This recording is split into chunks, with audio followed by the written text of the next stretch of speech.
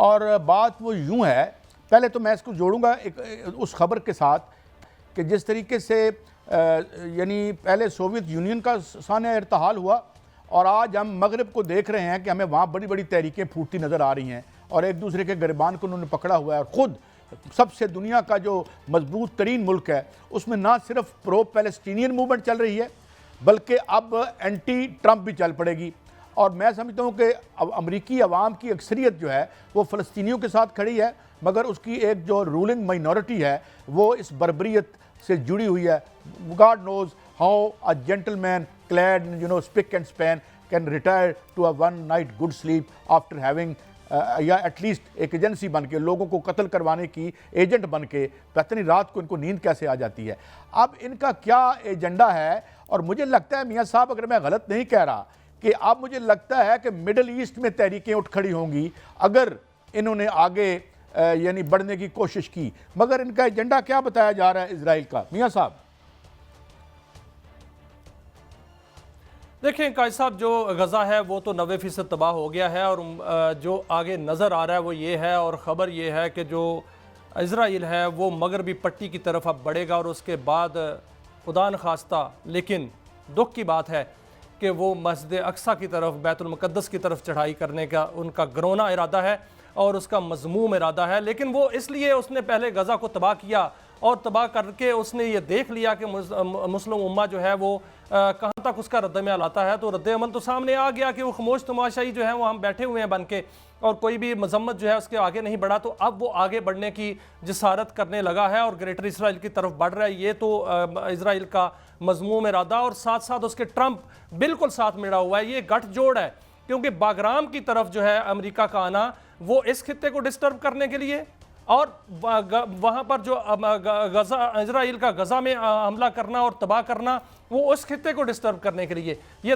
دونوں ممالک کا جو ہے وہ دنیا کو ڈسٹرب کرنے کا منصوبہ ہے۔ اور باگرام کے اندر آپ نے دیکھا قائد صاحب کہ وہاں پر آرام سے انہوں نے جو اڈے دے دیے، اور وہ اڈے کیوں دیے ہیں؟ وہاں پر CIA کی اتنی موجودگی کیوں آئی ہے؟ اور کیا وہاں پر جو امریکن اسلحہ تھا وہ اسلحہ پورے کا پورا 7 کروڑ سے وہ اکٹھا کر لیں گے؟ ایسا نہیں ہے، وہ اسلحہ اکٹھا کرنے نہیں آئے سر، وہ اس خطے کو ڈسٹرب کرنے آئے ہیں۔ جو امریکہ ہے وہ ایران پر ڈائریکٹ حملہ نہیں کرے گا بلکہ وہ ٹارگیٹڈ کلنگ کرے گا، وہ ٹارگیٹڈ حملے کرے گا، اور وہ واخان کے رستے کیا چین کو وہ ڈسٹرب نہیں کرے گا؟ کیا وہ ان جو مومنٹس ہیں ان کو ہوا نہیں دے گا؟ یہ تو ارادے نظر آ رہے ہیں قائد صاحب۔ میں آپ کو ایک بات بتاؤں، ایک بڑے آدمی نے ایک اس طرح کے زمانے کی تشریح کرتے ہوئے ہمیں استادوں نے سکھایا تھا کہ ایک وقت ایسا آتا ہے کہ آپ کا قدم آگے کی طرف جائے تب بھی غلط ہوتا ہے، پیچھے کی طرف بھی جائے تب بھی غلط ہوتا ہے۔ جس طرح عالمی معاشی سسٹم آرگینکلی اندر سے کھوکھلا ہو چکا ہے، اور آج خود یہ ایک دوسرے کے گریبان پکڑ کر یہ پلاننگ جو کر رہے ہیں، میں آپ کو میاں صاحب آج پریڈکٹ کرتا ہوں یہاں پہ، پتہ نہیں اللہ کرے ہمیں وہ منرل مل جائیں یا نہ ملیں، پتہ نہیں اللہ کرے ملیں ہمیں، لیکن ایک بات میں آج وثوق سے کہہ رہا ہوں، آج ہم ایک ایسی دنیا کے تھریش ہولڈ پر، دہلیز پر کھڑے ہیں جس میں اور میں آپ کو ایک بات اپنی دوبارہ سے شیئر کرتا ہوں on the risk of being ریپیٹیٹو۔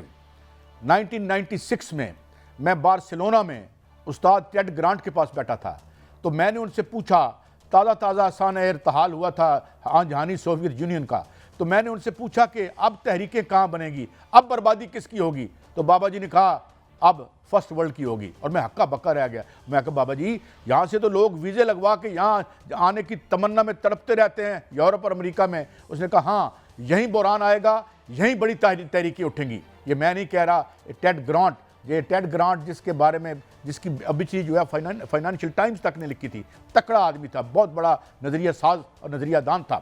تو آج ہم یہ دیکھ رہے ہیں، مجھے یہ لگتا ہے میاں صاحب، مجھے یہ لگتا ہے کہ خود اسرائیل میں نتان یاہو کے خلاف تحریک پل رہی ہے، امریکہ میں ٹرمپ کے خلاف تحریک پل رہی ہے، یورپ میں اگر آپ دیکھیں تو ایک گورنمنٹ 4 دن کے بعد غائب ہو رہی ہے، اتنا بڑا بحران ہے، اور اس میں ایک طبقے کو، ایک ٹائنی مائنارٹی کو پالتے پالتے ناک تک میں دم ہو چکا ہے دنیا بھر کے عوام کا۔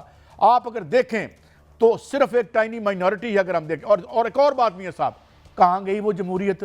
یعنی رومانیہ میں وہاں کی جو حکمران طبقہ تھا اس کی مرضی کے خلاف الیکشن کے رزلٹ نکلے، انہوں نے بندہ ہی اندر کرتا۔ میں آپ کو رومانیہ کی بات بتا رہا ہوں۔ آپ لی پین جو ہے، لی پین دوسری ٹرمپ کے طور پر فرانس میں ابھر رہی تھی، ایکسٹریم رائٹ ونگ ہے، اینٹی امیگریشن سب کچھ تھا، اس کے خلاف عدالت سے فیصلہ دلوا دیا تو 10 سال جو ہے وہ الیکشن نہیں لڑ سکتی۔ گویا لبرل ڈیموکریسی کے نام پہ اتنی یہ خود برباد ہو رہے ہیں۔ دوسری یہ خبر جو ہماری ٹیم چلا رہی ہے، یہ کیا ہے؟ امریکہ کی، لیکن قائد صاحب ہو سکتا ہے ایسا ہو، لیکن آپ دیکھیں اس وقت ہو کیا رہا ہے سر۔ دیکھیں جو نیتن یاہو ہے وہ امریکہ کیا لینے گیا ہے؟ کیا ٹرمپ کو اکسانے نہیں گیا کہ وہ حملہ کر دے ایران پر؟ کیا وہ وہاں پر یہ اکسانے نہیں گیا کہ ایران پر حملہ کرے اور وہ ادھر سے حملہ کرے اور اس خطے کو جو ہے ڈسٹرب کیا جائے؟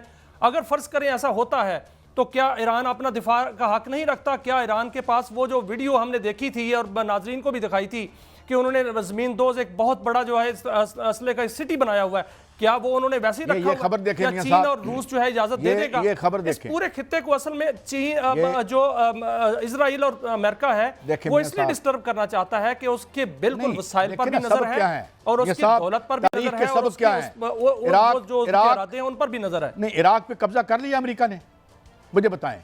شام جو ہے انہی کو دینا پڑا جس سے امریکہ بہادر جو ہے وہ دہشت گرد کہتا تھا، اور ہیں بھی وہ کل کے دہشت گرد آج کے دوست بن گئے ان کے۔ اب یہ جو افغانستان میں بیٹھے ہوئے ہیں، جنہوں نے سنا ہے بگرام کا ایئرپورٹ بھی اب امریکہ کے حوالے کر دیا ہے، یہ لوگ جو ہیں یہ کبھی کسی بیس میں آتے ہیں، کبھی مجاہدین کے بیس میں آتے ہیں اندر سے دہشت گرد، اور دہشت گردوں کی حکومت جو ہے وہ ہر جگہ امریکہ بہادر مسلط کرنا چاہتا ہے۔ ہنسی آتی ہے مجھے ان لوگوں پر جو کہتے ہیں کہ یہاں پہ جو سول آزادیاں ہیں وہ ٹرمپ ادھر جا کے فلسطین میں بچوں کے گلے کاٹنے والا یا کٹوانے والا وہ ہمیں آ کے آزادیاں دے گا۔ آزادی تو ہمیں لڑ کے خود لینی پڑے گی جب تک ہم خود نہیں سیاسی تحریک۔ لیکن قائد صاحب ٹرمپ کے اس بیان پر غور کریں، جب ٹرمپ نے بیان دیا تھا کہ افغانستان کے اندر ہمارا اسلحہ ہے ہم نے واپس لینا، اور پھر وہ باگرام میں آ گیا اور باگرام دے دیا گیا۔ یہ کیا چال ہے سر؟ یہ چال نہیں تھی اور کیا تھی؟ کیا وہاں پر ٹرمپ جو ہے وہ ٹی ٹی پی سے اسلحہ لے لے گا؟ کیا ٹرمپ جو ہے وہ بی ایل اے سے اسلحہ لے لے گا جو امریکہ کا اسلحہ ہے جو ان کو دیا گیا خود، اور اب خود آ کر جو ہے وہ پراکسی چلائیں گے؟ ایران پر حملہ امریکی سامراج کے کوفن میں لاسٹ نیل ہوگا۔ ایران تمام امریکی مفادات جس نے کہہ دیا ہے، بھلے ترکی ہو کوئی اور ملک ہو، یہ سارے اگر کسی کی ایئر سپیس استعمال کی گئی، بھلے وہ میزائل کے ذریعے یا لڑاکا طیاروں کے ذریعے، تو ایران ان کو دشمن، اور اس کو بالکل نہ سمجھیں جو انہوں نے وہ جو ایک کیسٹ یا کسے کیا کہتے ہیں ایک ٹیپ ریلیز کی تھی یا ویڈیو فوٹیج ریلیز کی تھی، وہ ایک ان کا انڈر گراؤنڈ گاؤں ہے جسے ویلیج کہا ہے انہوں نے، وہ میزائلوں کا گاؤں، ایسے کئی ہیں وہاں پر۔ اور ایران یہ جو دنیا کا یہ پورا معاشی نظام ہے، اس کو یہ جنگ درہم برہم کر کے رکھ دے گی۔ اور آپ دیکھیے گا، اول تو میں میاں صاحب آپ کو یہ عرض کر دوں، ایک بہت بڑی ابھی بہت سی خبریں جو ہم دیتے نہیں ہیں، میں مثال دیتا ہوں۔ آپ کو پتہ ہے جو بائیڈن نے کیا کیا؟ جمہوریت کے جو بڑے چاچے مامے بنے ہوئے ہیں، یہ جو رائٹ ٹو سٹرائک تھا وہاں ریلوے ورکرز کا، وہ واپس لے لیا۔ پہلے خود ان سے مطالبہ کیا اور اس کے بعد وہ واپس لے لیا۔ اب بات یہ ہے میاں صاحب کہ میں، لیکن قائد صاحب اگر اسرائیلی وزیر اعظم نے ٹرمپ کو اکسا کر حملہ کروا دیا تو پھر سرپرائز ملنے والا ہے امریکہ کو، اور خبر یہ آ رہی ہے کہ ایران کے پاس ایسے میزائل موجود ہیں جو ڈائریکٹ امریکہ تک جا سکتے ہیں، جو اسرائیل تک تو جائیں گے وہاں تک جا سکتے ہیں۔ وہ کہاں سے آئے؟ وہ کہاں سے دیے؟ وہ کہاں سے ان کو جو ہے وہ عسکری قوت ملی؟ انہوں نے بڑی محنت